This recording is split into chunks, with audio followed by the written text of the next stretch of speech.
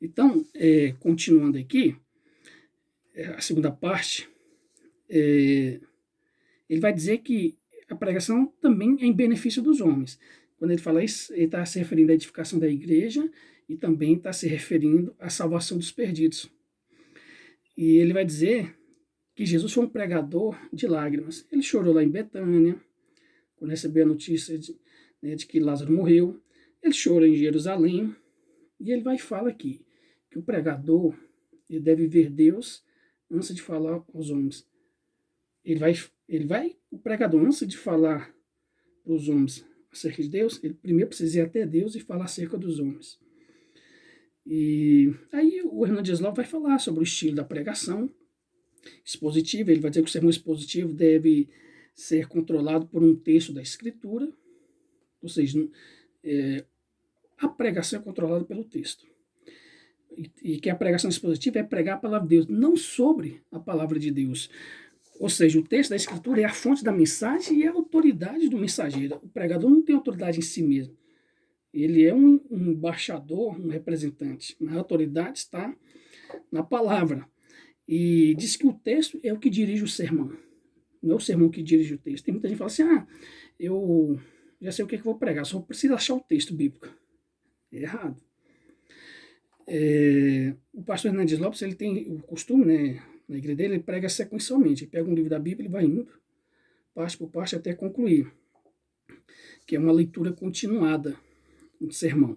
Então, quando se prega assim, o pregador, ele não escolhe o texto. Ele segue os textos dali do livro. Então, não pode pular texto e tem que ir até o fim. Então, assim, o foco, o conteúdo, as ideias, as divisões, as aplicações do sermão, tudo isso tem que ser centrado onde? No texto, na passagem bíblica que ele leu. Então, todos os pensamentos têm que estar de acordo com a Bíblia. O pregador expositivo, ele não prega o que pensa nem as suas próprias opiniões. Púlpito não é lugar de pensamento próprio nem de opiniões. Púlpito é lugar de expor a Escritura. Então, pastor Hernandes Lopes também vai dizer uma coisa interessante, que ele diz que quem ouve pregações positivas, essas pessoas estão sendo ajudadas a pensar e a viver biblicamente, e essas pessoas vão rejeitar outros tipos de mensagens. Quando o ouvinte que está treinado com a pregação expositiva, quando ele ouve uma coisa assim, um sermão que não bate, ele vai, não, isso aqui está errado, isso aqui não está na Bíblia. Ele vai fazer igual os bereanos, vai conferir se está lá na Escritura. E aí, o sermão expositivo, segundo o Hernandes Lopes, tem que ser o quê?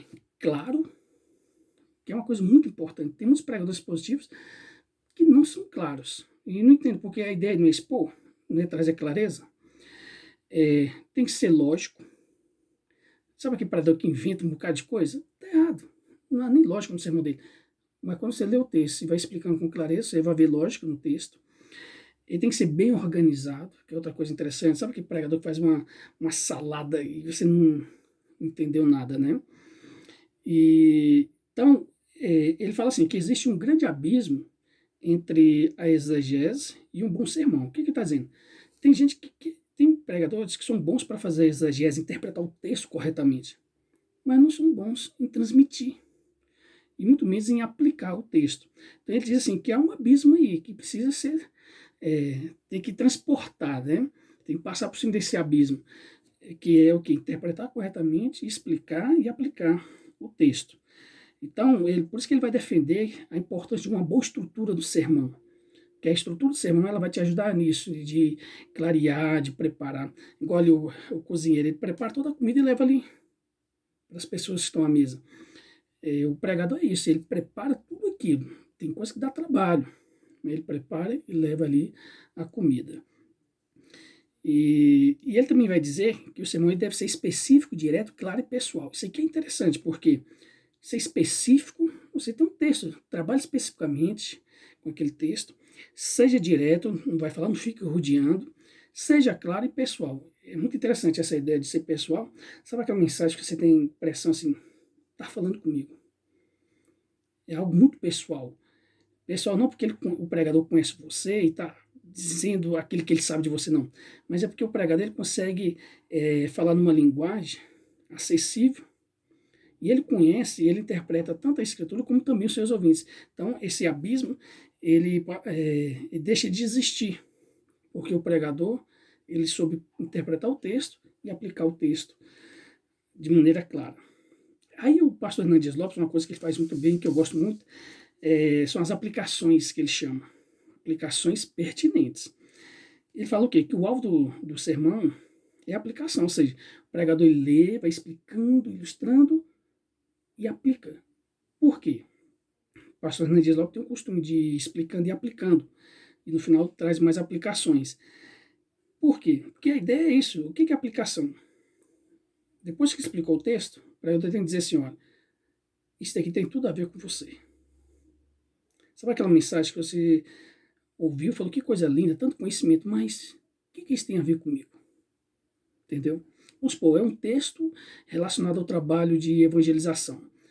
Aí o pregador explica sobre a evangelização, mas no final você diz assim, mas e aí, o que eu tenho a ver com isso? O que eu posso fazer em prol da evangelização? O pregador tem que responder essas perguntas. Então o sermão ele precisa alcançar o coração, e é através da aplicação que vai alcançar.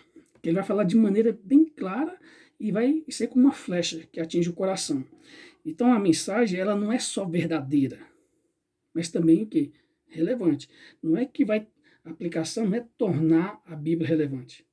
A aplicação é mostrar que a Bíblia é relevante. A gente não torna a Bíblia relevante. Como alguém disse, a Bíblia é mais atual do que o jornal que vai ser publicado amanhã. E eu até vou além. Ela é mais atual do que dos livros que vão ser publicados no ano que vem. Então, a gente não torna a Bíblia pertinente. Nós só mostramos a pertinência dela. Então, a aplicação é o quê? O sermão, a aplicação é o quê? Do sermão é essa ponte entre esses dois mundos. O mundo, lá da época em que o texto foi escrito, vai fazer vai mostrar o contexto, e vai trazer para o dia de hoje, que é a contextualização, que é a aplicação.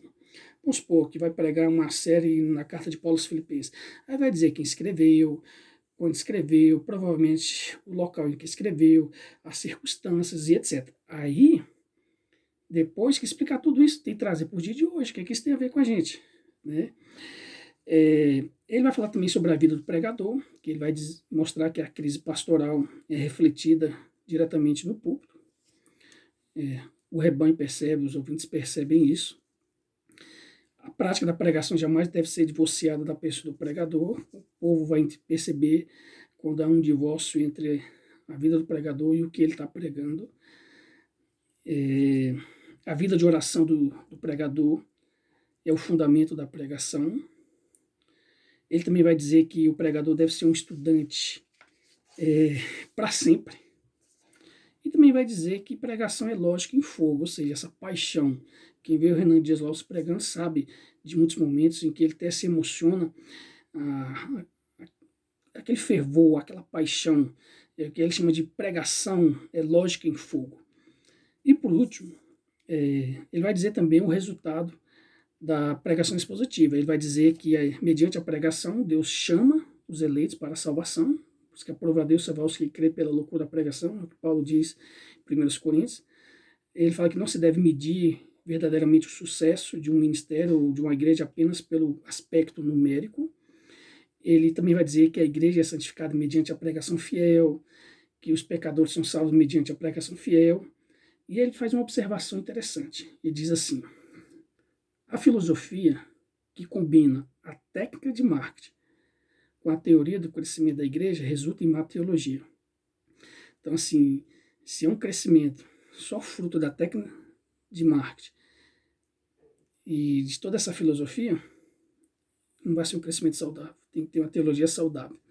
E para a gente concluir, ele diz que precisamos usar a palavra de Deus, os princípios, os métodos e o poder de Deus para guiar as igrejas em crescimento. Esse é o desafio.